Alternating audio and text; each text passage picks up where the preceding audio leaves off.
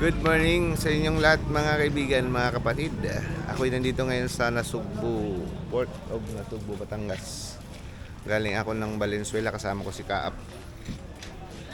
Nandito ako ngayon, kami nag-aantay. Kagabi pa kami dito, alas una ng madaling araw.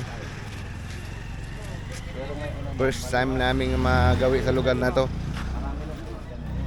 Maganda rito kasi probinsyang probinsya. Ang makikita nyo dyan, napakaganda. Pupunta kami ng Mindoro.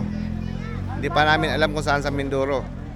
Ma-update namin kayo mamaya guys kung saan kami sa Mindoro. Malalaman nyo. Mangisda kami doon. May dala kaming pamimingwit at saka pana.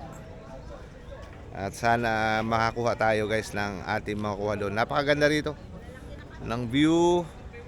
Andiyan yung may bahay dyan, ang bundok dyan.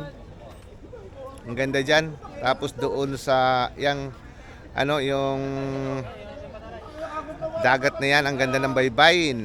At saka yung doon na nakikita ko rin na magaganda rin sa fish pond. At ang dagat, napakaganda rito. Napakaganda ng view.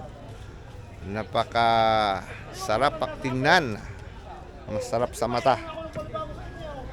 Update kita guys. Update ko kayo guys mamaya kung nasaan na kami naroon. Good morning sa inyo lahat.